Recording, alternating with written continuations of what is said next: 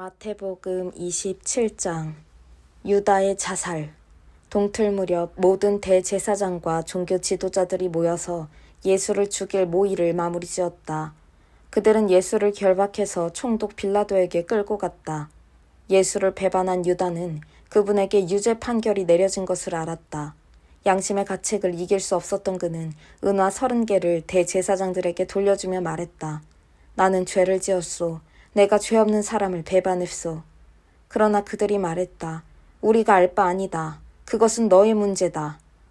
유다는 은화를 성전 안에 던지고 떠났다. 그는 밖으로 나가서 목을 메어 죽었다.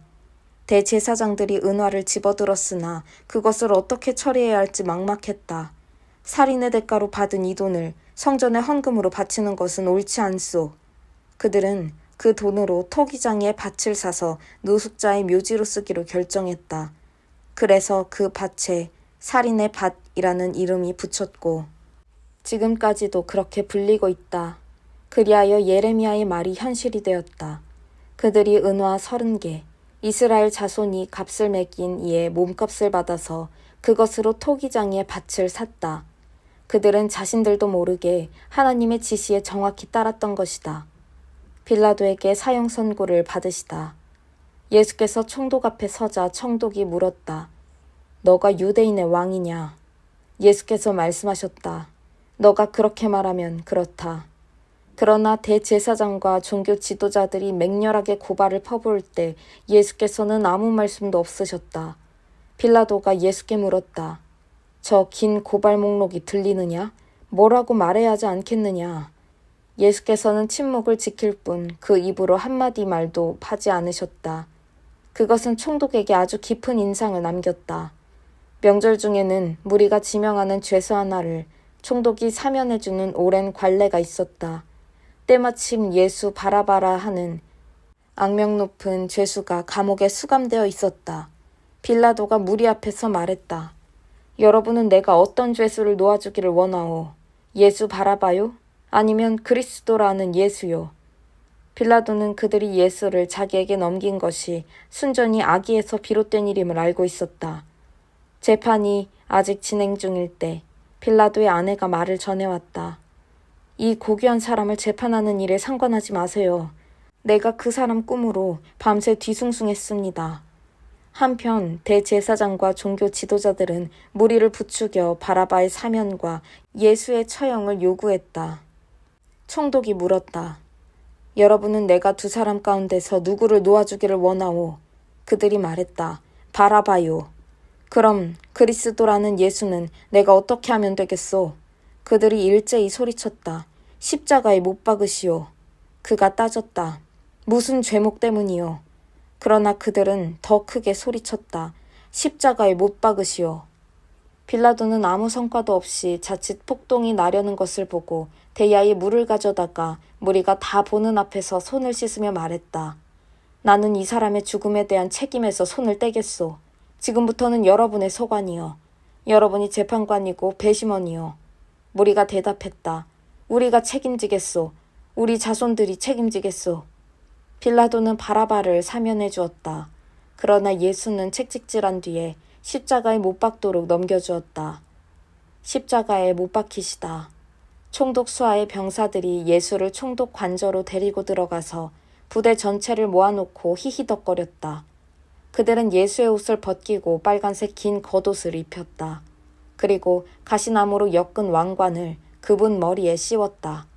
그들은 그분의 권위를 인정한답시고 오른손에 홀처럼 막대기를 쥐어주었다. 그러고는 그분 앞에 무릎을 꿇고서 예를 갖추는 신용을 하며 조롱했다. 유대인의 왕 만세. 그들이 말했다. 만세. 또 그들은 예수께 침을 뱉고 막대기로 그분의 머리를 때렸다. 실컷 즐기고 나서 그들은 겉옷을 벗기고 다시 그분의 옷을 입혔다. 그런 다음 십자가에 못 박으려고 끌고 나갔다. 가는 길에 그들은 시몬이라는 구레네 사람을 만나 그에게 예수의 십자가를 지게 했다.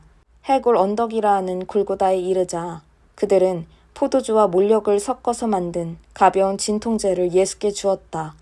그러나 예수께서 맛보시고는 마시려 하지 않으셨다. 병사들은 예수를 십자가에 못 박고 그분이 죽기를 기다리는 동안 그분의 옷가지를 나눠 가지려고 주사위를 던지며 시간을 보냈다. 그분의 머리 위에는 이 사람은 유대인의 왕 예수다 라고 쓴 팻말이 붙어 있었다. 예수와 함께 제수 두 사람도 십자가에 달렸는데 하나는 그분 오른쪽에 다른 하나는 왼쪽에 달렸다. 길을 가던 사람들은 슬픈 척 고개를 저으며 예수를 조롱했다. 성전을 헐고 사흘 만에 다시 짓겠다고 으스대던 너가 아니냐. 그러니 실력을 보여봐라. 너 자신을 구원해보라고. 너가 정말 하나님의 아들이면 그 십자가에서 내려와 봐라. 바로 그 자리에서 대제사장들도 종교학자와 지도자와 나머지 사람들과 어울려 신나게 그분을 비웃었다. 그가 다른 사람은 구원하더니 자기는 구원하지 못하는군. 이스라엘의 왕이라고? 그럼 그 십자가에서 내려와 보시지. 그러면 우리가 다 믿을 텐데. 하나님을 철석같이 믿더니만 어디 하나님이 이제 자기 아들을 구해주시나 보자. 그야 하나님이 원하셔야 되겠지만 이 자는 자칭 하나님의 아들이 아니었나? 예수와 함께 십자가에 못 박힌 두 죄수까지도 조롱에 가세했다. 정오부터 3시까지 온 땅이 어두워졌다. 오후 중반쯤에 예수께서 깊은 데서부터 신음하며 큰 소리로 부르짖으셨다. 엘리 엘리 라마 사박다니. 이 말은 나의 하나님 어찌하여 나를 버리셨습니까? 라는 뜻이다. 곁에서 그 말을 들은 몇몇 사람들이 이 사람이 엘리야를 부른다 하고 말했다. 그 가운데 한 사람이 달려가서 손뭉치를 신 포도주에 적셔서 장대에 달아올려 그분께 마시겠다. 다른 사람들은 그렇게 서두를 것 없다. 엘리야가 와서 그를 구해주나 보자 하고 놀려댔다. 그러나 예수께서 다시 한번 크게 소리 지르시고 숨을 거두셨다. 그 순간 성전의 휘장이 위에서부터 아래까지 둘로 찢어졌다. 지진이 일어나서 바위들이 갈라져 산산조각 났다. 그뿐 아니라 무덤들이 열리면서 무덤 속에 자고 있던 많은 믿는 이들의 몸이 살아났다. 예수께서 부활하신 후에 그들은 무덤을 떠나 거룩한 도성에 들어가서 많은 사람들에게 나타나 보였다. 경비대장과 그와 함께 있던 사람들은 지진과 그 밖에 일어난 일을 보고는 몹시 두려웠다. 그들은 말했다. 이 사람은 하나님의 아들이 틀림없다. 또한 많은 여자들이 멀리서 지켜보고 있었는데 그들은 예수를 섬기려고 갈릴리에서부터 그분을 따라온 사람들이었다. 그들 가운데 막달라 마리아, 야고보와 요셉의 어머니 마리아, 세베대의 두 아들의 어머니도 있었다. 무덤에 묻히시다. 그날 오후 늦게 예수의 제자인 아리마대 출신 한 부자가 왔다. 그의 이름은 요셉이었다. 그는 빌라도에게 가서 예수의 시신을 거두게 해달라고 청했다. 빌라도는 그의 청을 들어주었다. 요셉은 시신을 가져다가 깨끗한 세마포에 싸서 최근에 바위를 깎아서 만든 자신의 새 무덤에 모셔두고 큰 돌을 굴려 입구를 막고 나서 그곳을 떠났다. 그러나 막달라 마리아와 다른 마리아는 남아서 무덤이 잘 보이는 곳에 앉아 있었다. 해가 진 후에 대제사장과 바리새인들이 빌라도에게 면회를 청했다. 그들은 말했다. 총독님, 저 거짓말쟁이가 살아있을 적에 내가 사흘 후에 다시 살아날 것이다 하던 말이 이제야 생각났습니다. 사흘째 되는 날까지 무덤을 봉인해야 되겠습니다. 그의 제자들이 와서 시체를 훔쳐가서는 그가 죽은 자들 가운데서 살아났다고 하면서 떠들고 다닐 가능성이 높습니다. 그렇게 되면 우리의 처지가 전보다 더 곤란해집니다. 나중 속임수가 처음 속임수보다 더 해를 끼칠 수 있습니다. 빌라도가 그들에게 말했다. 당신들에게 경비대가 있을 것 아니오. 가서 힘껏 지키도록 하시오. 그들은 나가서 돌을 봉인하고 경비병을 세워 무덤을 단단히 지켰다. 마태복음 28장. 그분은 다시 살아나셨다. 안식일이 지나고 새로운 한 주의 먼 동이 틀 무렵 막달라 마리아와 다른 마리아가 무덤을 지키려고 갔다. 그때 갑자기 반 밑에서 땅이 흔들리고 진동하더니 하나님의 천사가 하늘에서 내려와 그들이 서 있는 곳으로 왔다. 천사가 돌을 굴려내고 그 위에 앉았다. 그에게 번개 같은 빛이 번쩍였고 그의 옷은 눈처럼 하얗게 빛났다. 무덤을 지키던 경비병들은 너무 두려웠다. 어찌나 무서웠던지 꿈쩍도 하지 못했다. 천사가 여자들에게 말했다. 조금도 두려워할 것 없다. 너희가 십자가에 못 박히신 예수를 찾는 줄을 내가 안다. 그분은 여기 계시지 않는다. 그분은 말씀하신 대로 다시 살아나셨다. 와서 그분을 모셔두었던 곳을 보아라. 자, 어서 가서 제자들에게 말하여라. 그분께서 죽은 자들 가운데서 살아나셨다.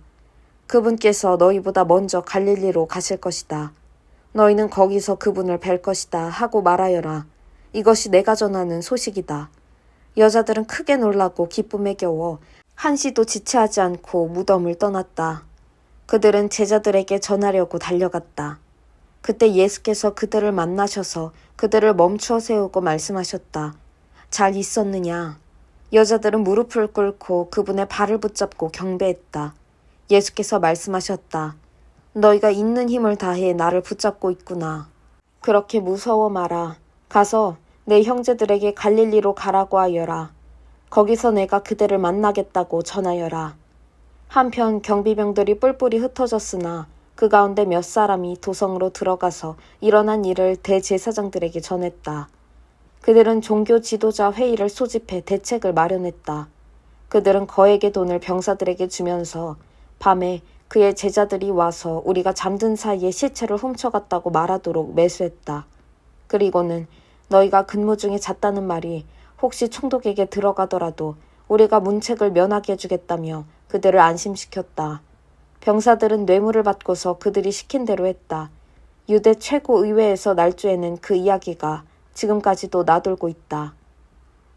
한편 갈릴리로 떠난 11제자는 예수께서 다시 만날 장소로 정해주신 산으로 향했다.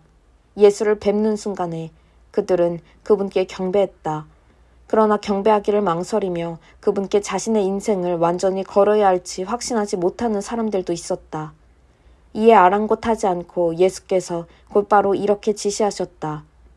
하나님께서 내게 주신 권세와 명령으로 너희에게 이 일을 맡긴다.